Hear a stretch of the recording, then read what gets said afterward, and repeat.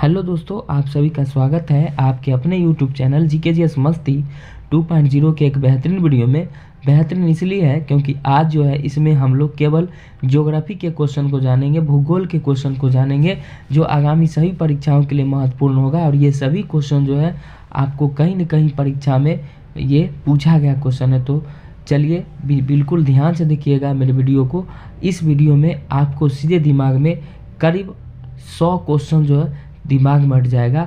बिल्कुल वीडियो को देखिएगा। वीडियो को देख रहे हैं तो एक लाइक ज़रूर कर दीजिएगा और दोस्तों को शेयर ज़रूर कर दीजिएगा। तो चलिए शुरू करते हैं वीडियो को शानदार तरीके से, मज़ेदार तरीके से। प्राचीन भूगोल का जनक हिकेटियस को कहा जाता है। मानव भूगोल का लेखक फ्रेडरिक रेडजेल है। और मैं आपको ये भी बता दूं कि अगर सीधा आपसे पूछे भूगोल का जनक तो इरेटोस्थनीज। सबसे बड़ा भारी ग्रह बृहस्पति, सौर मंडल का सबसे छोटा ग्रह बुध, सूर्य के सबसे निकट का ग्रह बुध, सूर्य एवं पृथ्वी से सबसे दूर का ग्रह वरुण, सबसे दूर का ग्रह वरुण। तो एक एक क्वेश्चन को मैं बता रहा हूँ अच्छी तरह से, आप लोग बिल्कुल ध्यान से देखिएगा, जरूर याद हो जाएगा।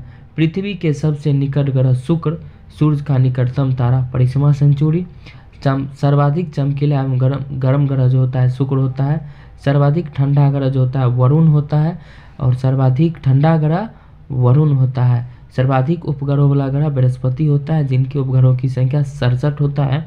ये बात यहाँ पे आपको दर्शाया गया होगा, इसको देख लीजिएगा। अगला है बिना उपग्रह वाला ग्रह जो होता है, जिनके पास कोई उपग्रह नहीं होता है, वो बुध और शुक्र होता है।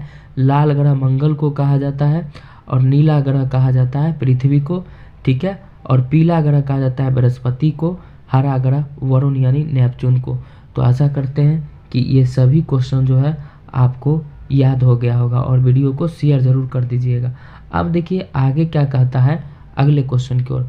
अगला क्वेश्चन कहता है वायुमंडल की सबसे ऊपरी परत जो है बहिर्मंडल कहलाती है। मौसमी घटनाएं जो घटती है, जितना बर्फ यानी वर्षा गिरना, आंधी तूफान आना, ये सब घटनाएं जो होती है वो शोभ मंडल में होती है। उल्का से संबंधित घटनाएं मध्य मंडल में होती है। वायुयान उड़ते हैं समताप मंडल में। वायुयान जो उड़ते हैं वो किस मंडल में उड़ते हैं?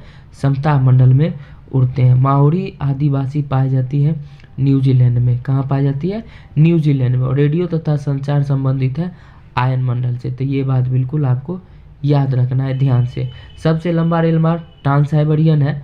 एस्किमो के बर्फ का मकान इग्लू कहलाता है। नीलगिरी पर्वत उदाहरण है बढ़ंतोस पर्वत का। अरावली पर्वत उदाहरण है अवशिष्ट बलित पर्वत का। तो ये सब क्वेश्चन जो है पूछा गया क्वेश्चन हम आपको बता रहे हैं। तो आप लोग जरूर जो है इसको देखिए, अच्छी तरह से देखिए, ताकि आपको याद हो जाए। बिल्कुल पूरा देखिएगा। अगर आधा पे जाके छोड़ देते हैं तो समझ में नहीं आएगा कि आगे क्या है। जब तक वीडियो पूरा नहीं देखिएगा तो आपको पता नहीं चलेगा इसमें कंटेंट क्या है। तो भूकंपीय तरंगों का पता चलता है अधिकेंद्र पर। गल्फ स्ट्रीम जलधारा जो है गर्म है। अब गौ से गर्म और गौ से गल्फ स्ट्रीम, तो इसको याद रखिए इस तरह से। लेब्राडोर जो है वो ठंडी जलधारा है। लेब्राडोर कैसी जलधारा है? ठंडी जलधारा है, इसको याद रखना है। अगला क्वेश्चन क्या कहता है वो देखिए ध्यान से। भारत में विश्व का 1% जो है 20.6% है। अंगूर उत्पादन जो कहलाता है बीटी कल्चर कहलाता है। गल्फ स्ट्रीम लेब्राडोर जलधाराएं अंटार्कटिक महासागर। तो ये बात बिल्कुल आपको याद रखना है, ठीक है। चलिए अगला क्वेश्चन है बोर्नियो द्वीप स्थित है मन्नार की खाड़ी में। 1 डिग्री देशांतर की सर्वाधिक दूरी जो कहाँ पे होती है? भूमध्य रेखा पे। 2 द्वारों के बीच समांतर 12 घंटा 26 मिनट का होता है, ठीक है। चलिए आगे बढ़ते हैं। ज्वार भाटा जिसको बोला जाता है।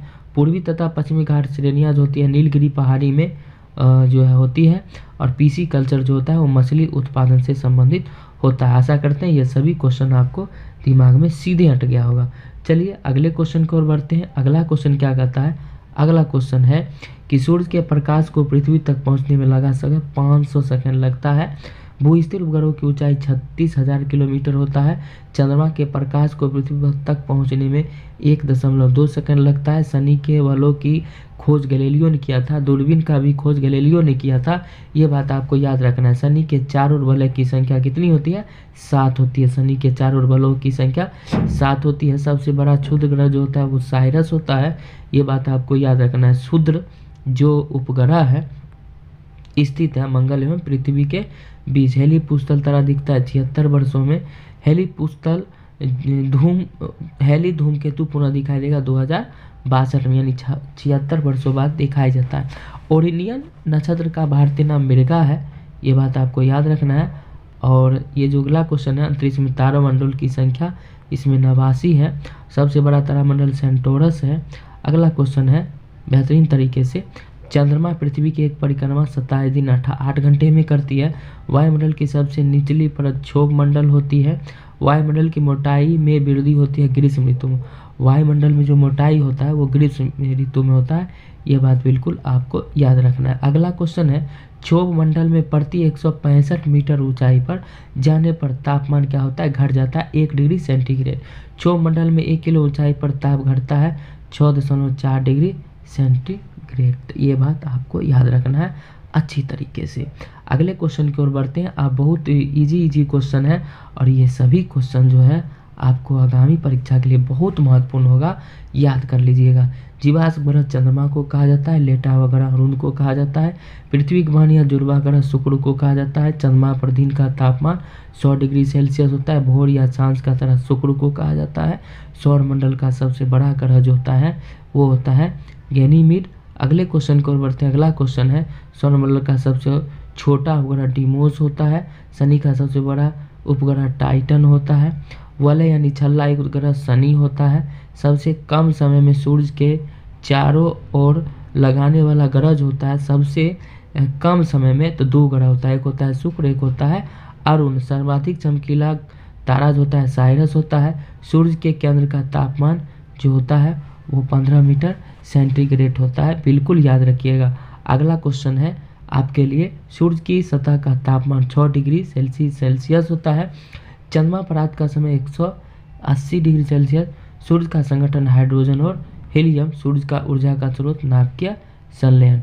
तो आपको बहुत बेहतरीन तरीके से याद हो रहा होगा। अब देखिए यहाँ पे अगले क्वेश्चन की ओर बढ़ते हैं। अगला क्वेश्चन कहता है, पृथ्वी पर वस्तु का भार सर्वाधिक होता है, कहाँ पर होता है, तो ध्रुवों पे होता है।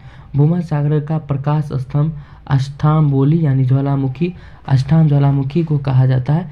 अगला क्वेश्चन, एक डिग्री अक्षांश के बीच जो होता है दूरी 111 किलोमीटर का होता है, ये बात बिल्कुल याद रखिए। 1 डिग्री देशांतर के बीच की दूरी 1 यानी 111.3 किलोमीटर। अंतर्राष्ट्रीय तिथि रेखा 180 डिग्री देशांतर। अगले क्वेश्चन की ओर बढ़ते हैं। अगला क्वेश्चन क्या कहता है, ध्यान से सुनिएगा।